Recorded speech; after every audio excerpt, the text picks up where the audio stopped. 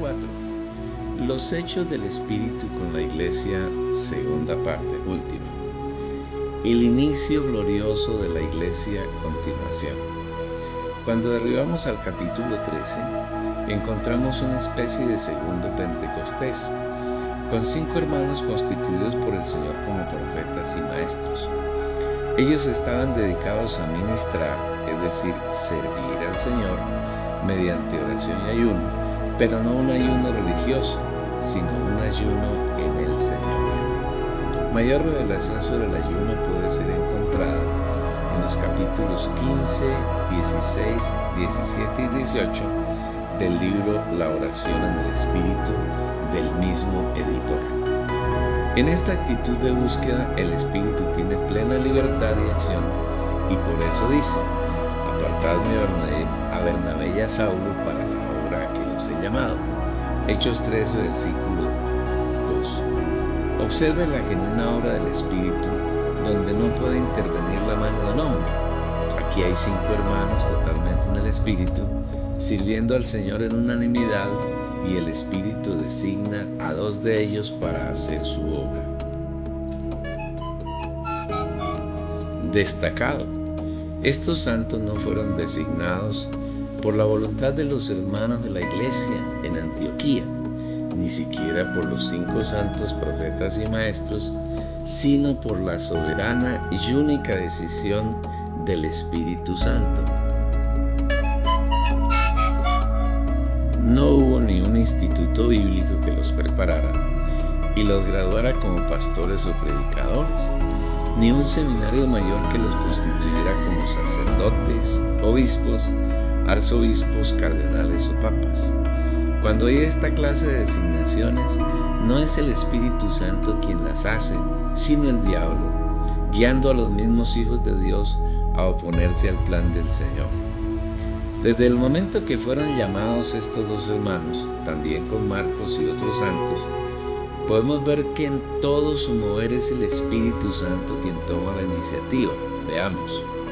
Ellos, entonces, subrayado, enviados por el Espíritu Santo, descendieron a Seleucia, y de allí navegaron a Chipre, y llegados a Salamina, anunciaban la palabra de Dios en las sinagogas de los judíos. Tenían también a Juan de ayudante.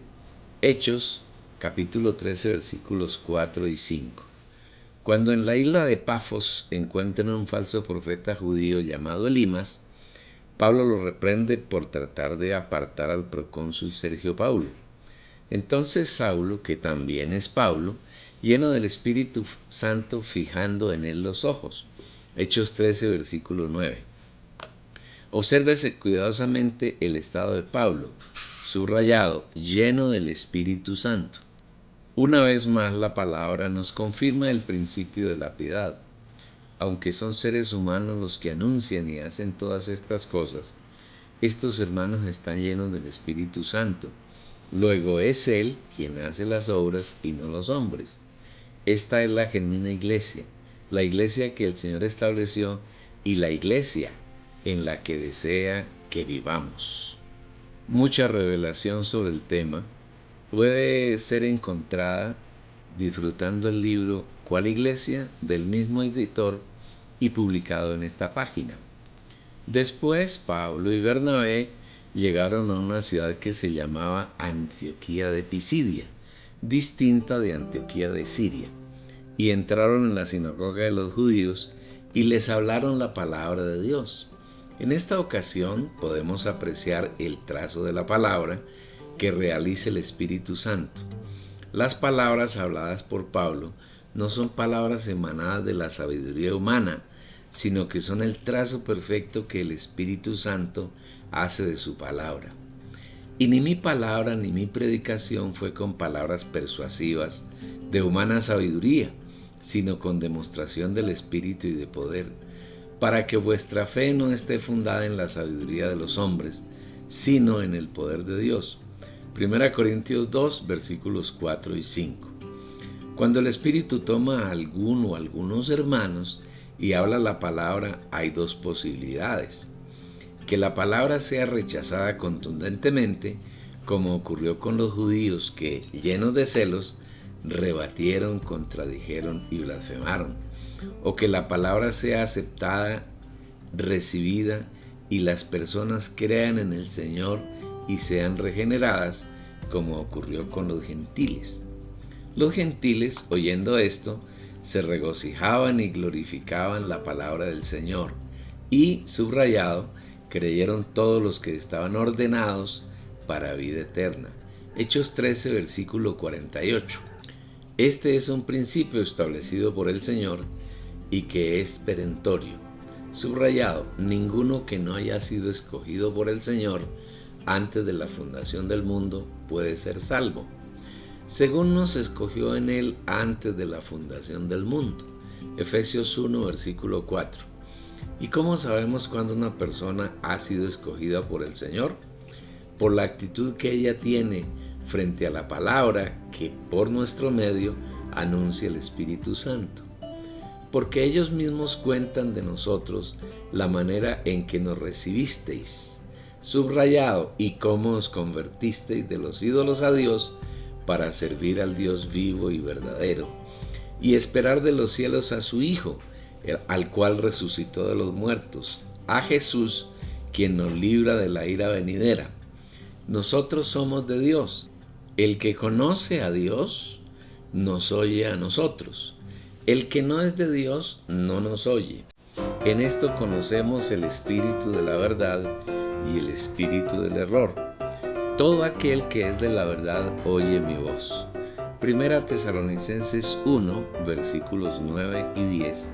Primera de Juan 4, versículo 6 y Juan capítulo 18, versículo 37.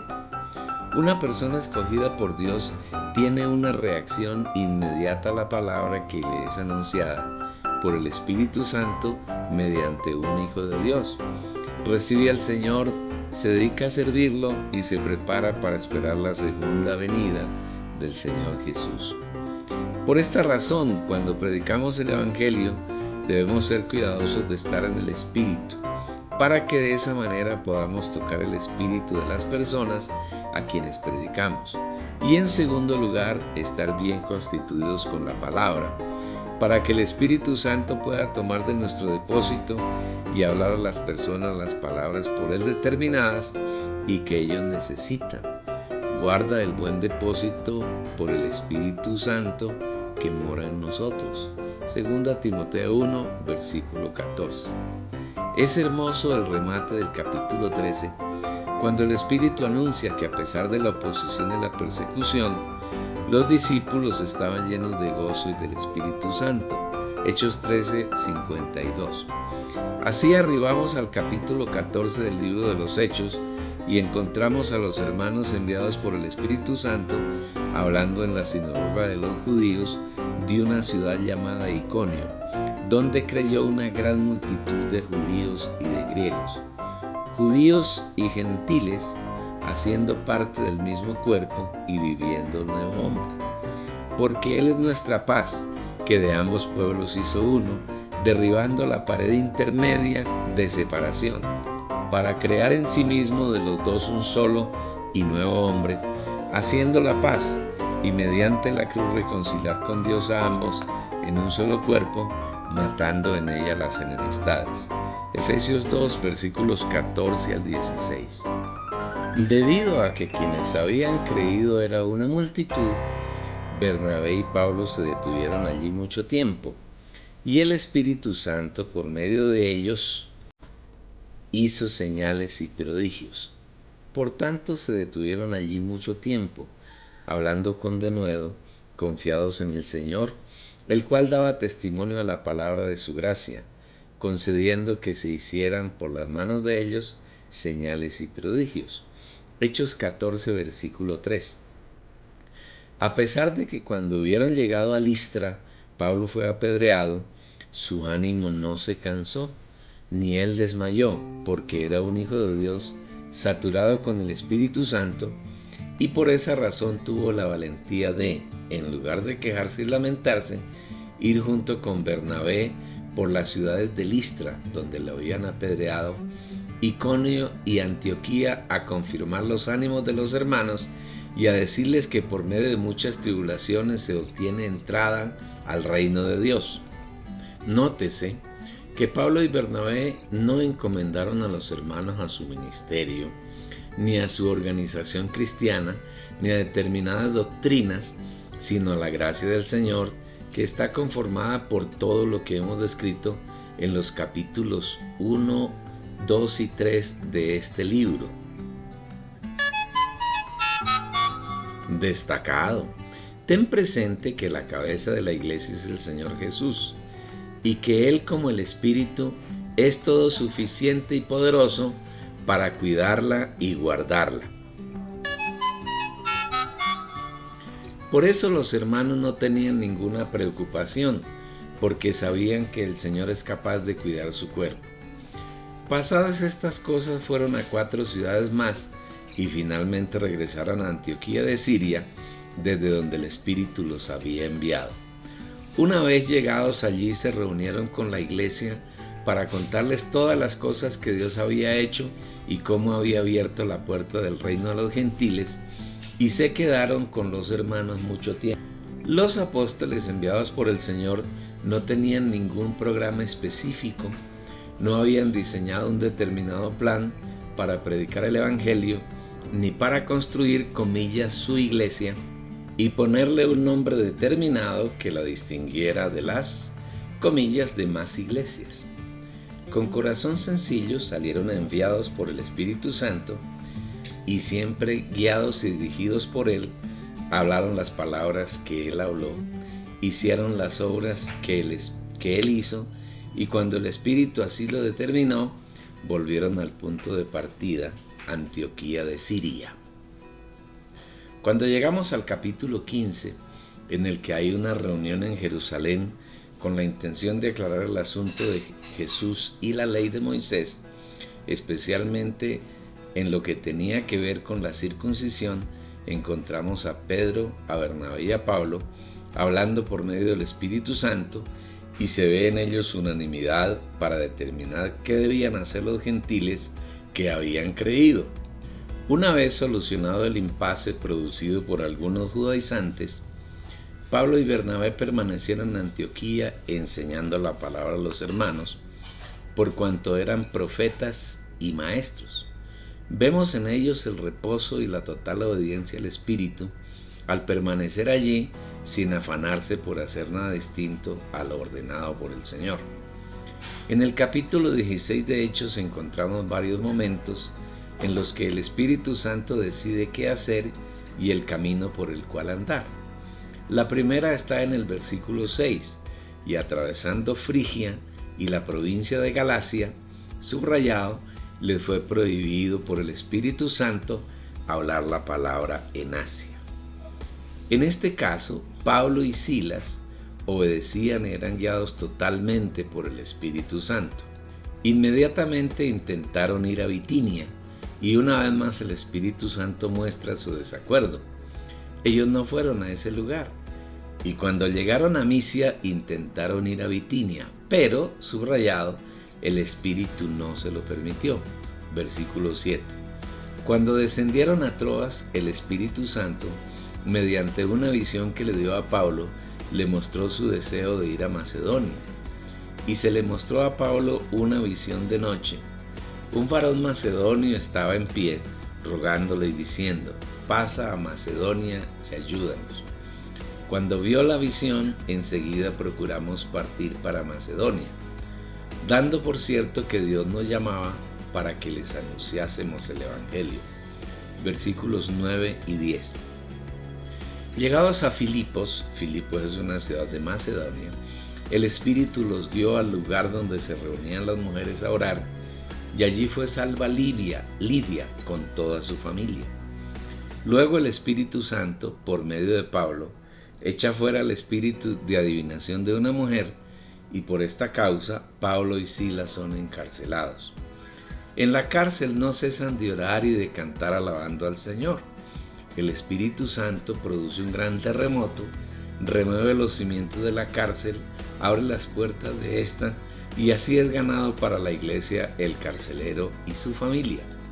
Siguiendo nuestro camino, alcanzamos el capítulo 17, en el que los hermanos, obedeciendo a la visión que el Espíritu Santo les había mostrado en Troas, fueron a otra ciudad importante de Macedonia llamada Tesalónica, donde permanecieron unos 20 días, porque enseñaron en la sinagoga de los judíos durante 3 días de reposo. En esta ciudad llena de idolatría creyó el número que el Señor tenía destinado para vida eterna. Y algunos de ellos creyeron y se juntaron con Pablo y con Silas, y de los griegos piadosos gran número, y mujeres nobles no pocas.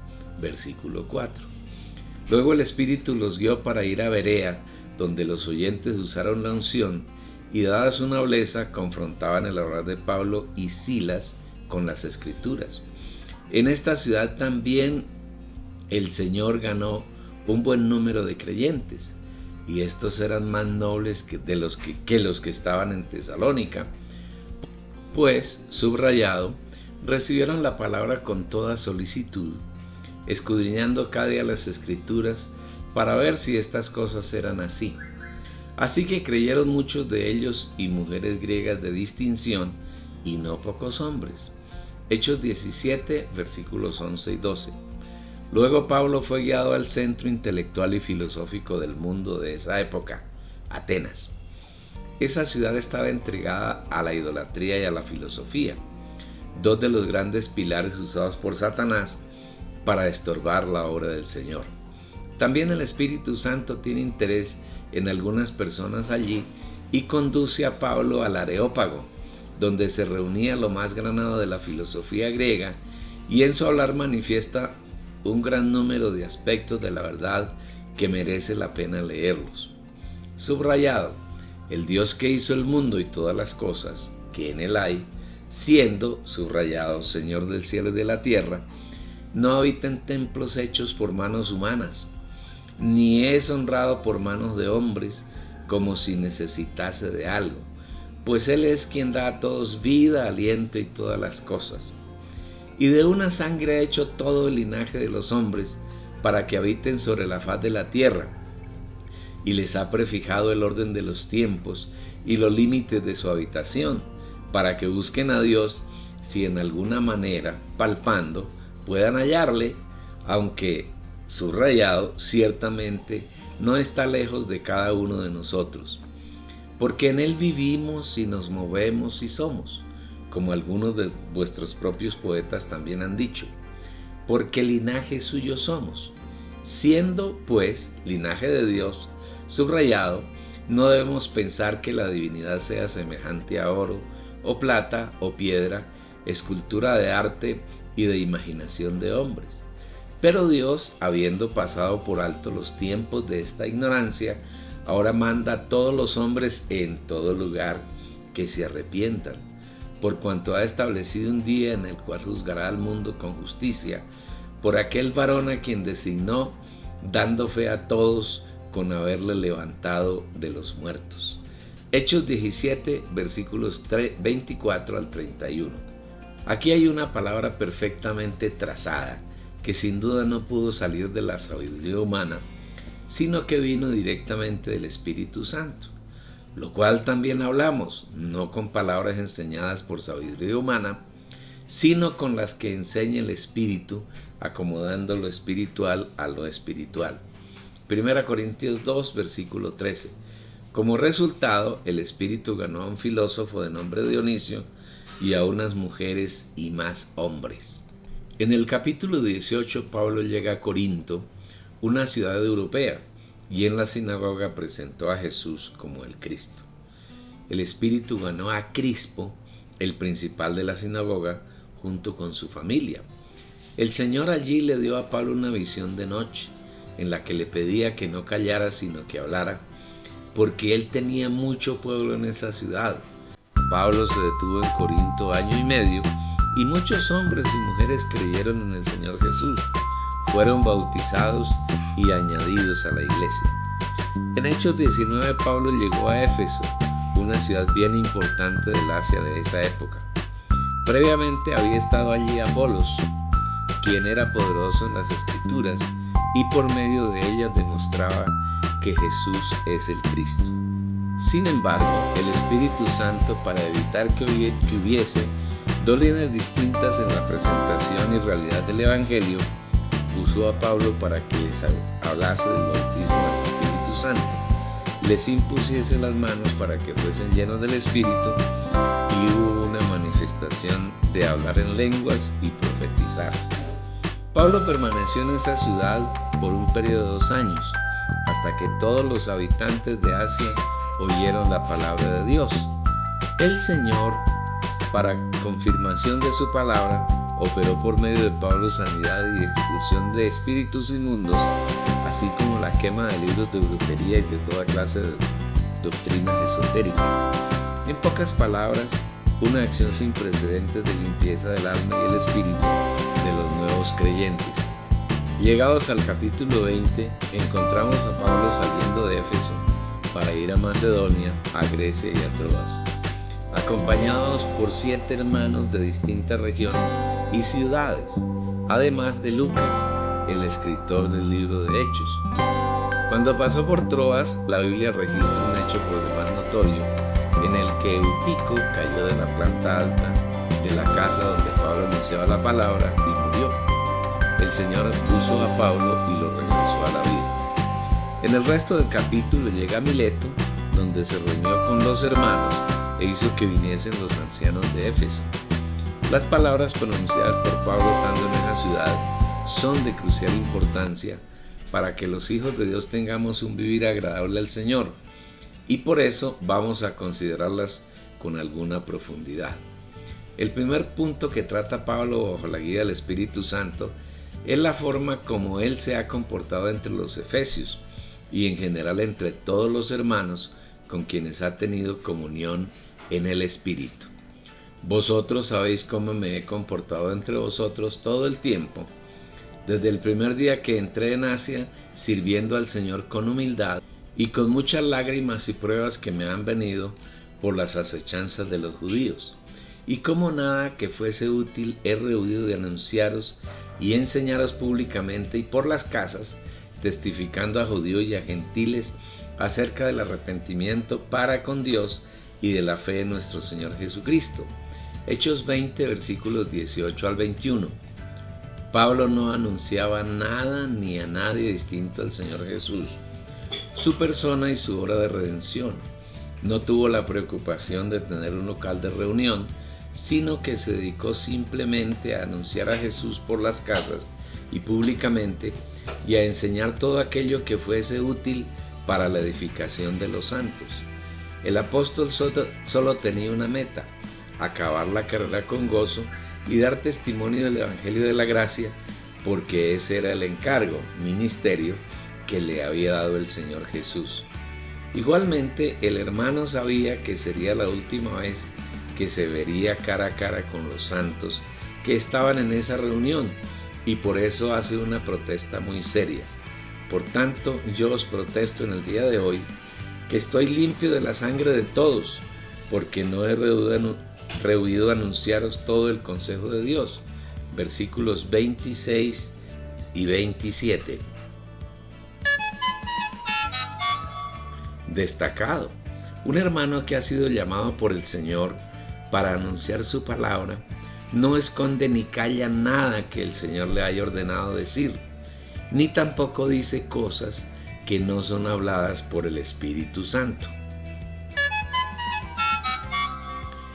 Él anuncia todo el consejo de Dios, la palabra tal y como la anuncia el Señor, sin quitar ni añadir nada y sin importar cuánto afecte o agrade a los oyentes. Cuando llega al versículo 28, el Espíritu, previendo la terrible degradación que vendría sobre la iglesia, usa a Pablo para advertir a los santos.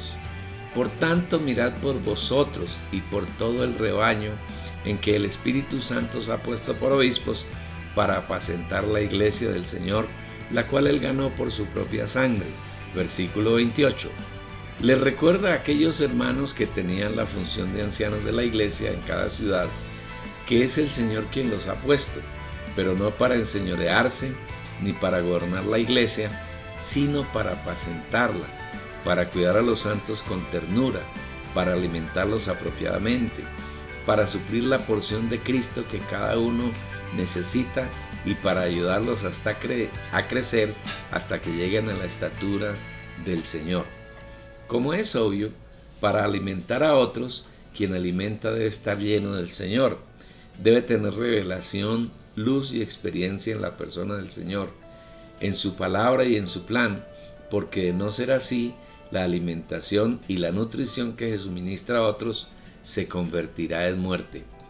Igualmente les recuerda que la iglesia es del Señor y que fue Él quien la ganó por su sangre. Esto quiere decir que ningún hermano puede enseñorearse de la iglesia, pastorearla, dirigirla o edificarla, porque esa es una función que el Señor se reservó para sí, aunque Él lo hace mezclándose con aquellos hombres y mujeres que han sido regenerados y que cada día buscan ser uno con Él y agradarlo. Y yo también te digo que tú eres Pedro, y sobre esta roca, subrayado, edificaré mi iglesia, y las puertas del Hades no prevalecerán contra ella.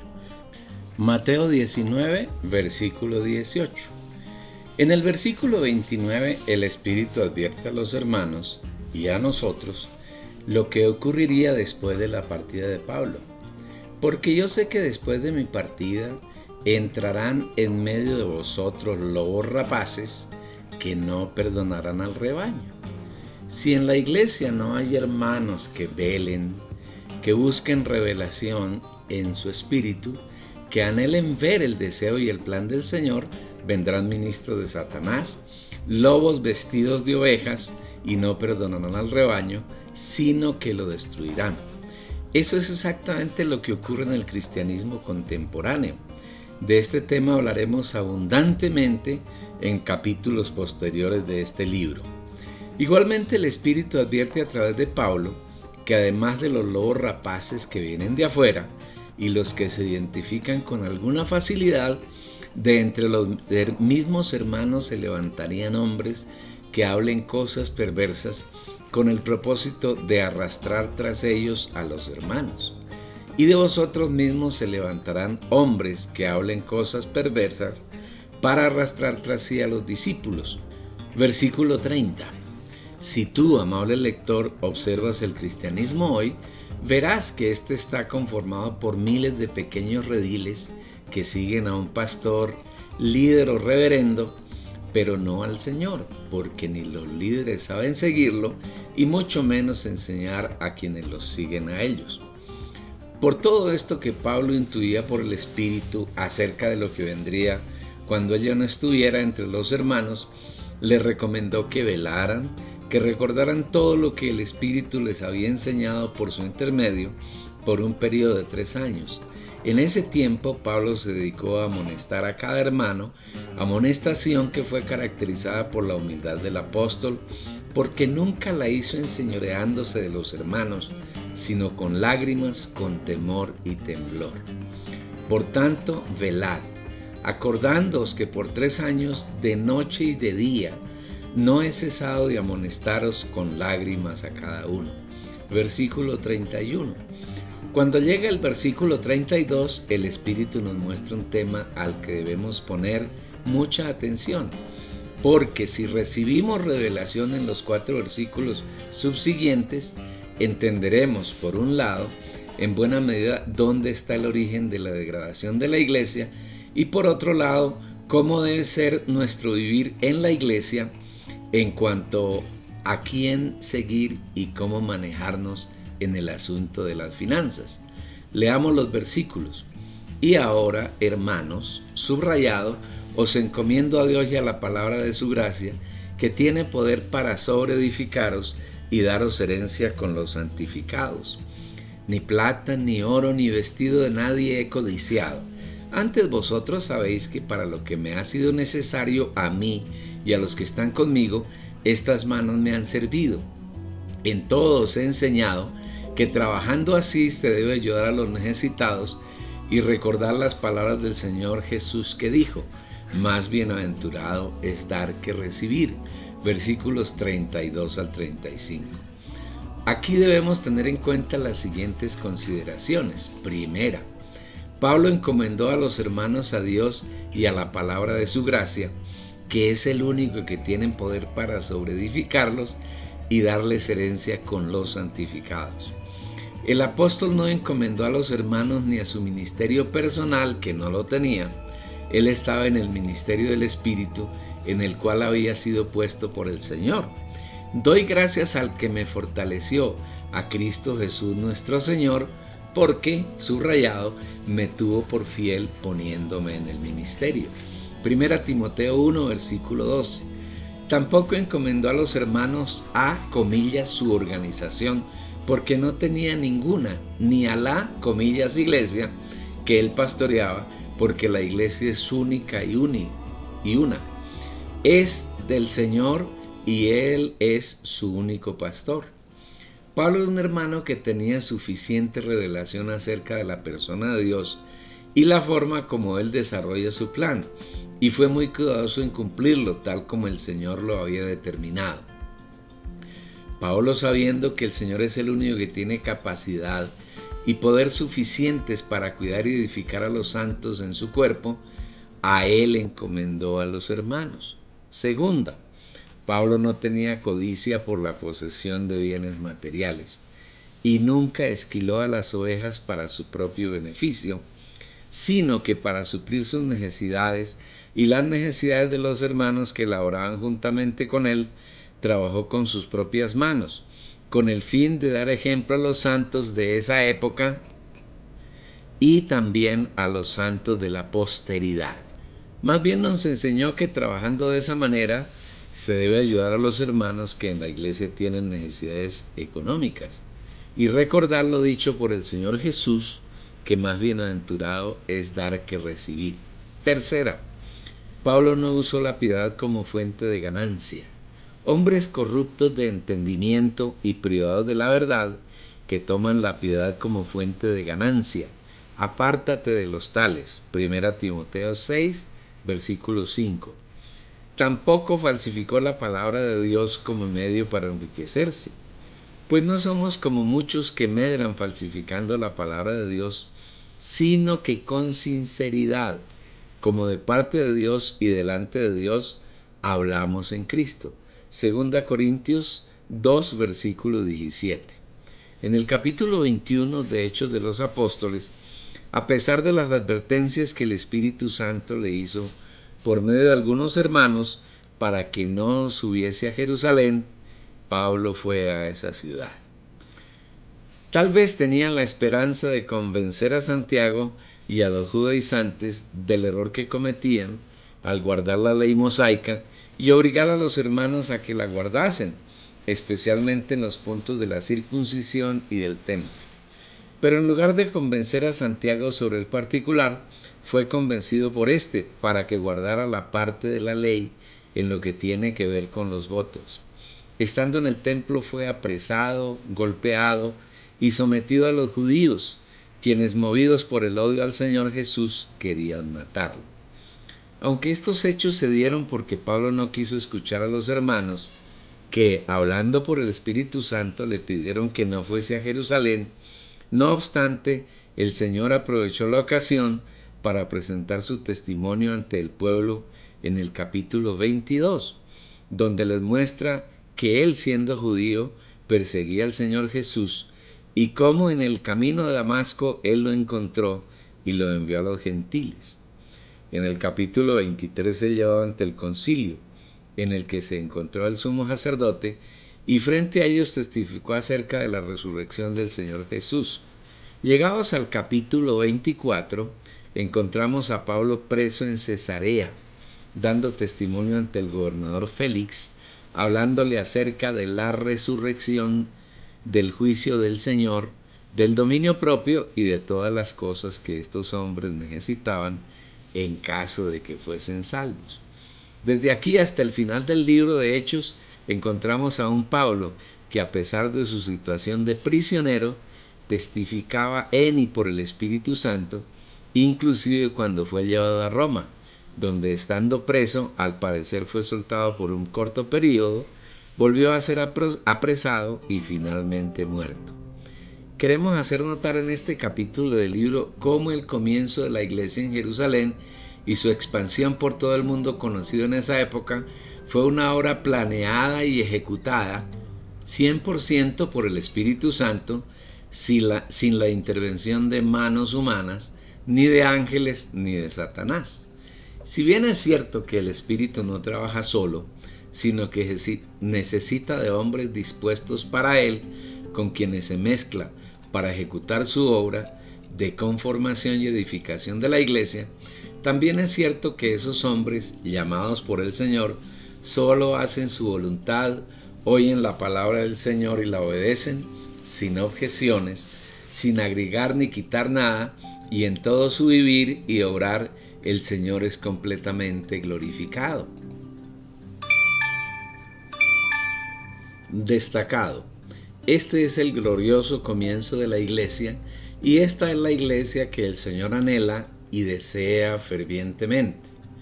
Esta es la iglesia que Él quiere que vivamos y realizamos en estos postreros tiempos, cuando estamos en vísperas de la venida del Señor. Anhelamos que el Señor nos siga suministrando su gracia, su revelación y su visión, para que podamos vivir una vida que lo agrade a Él y salgamos de la horrible degradación en que el enemigo de Dios y nuestro, el cual es Satanás, ha hecho caer a los santos, especialmente en esta era que se ha convertido en una era de tinieblas.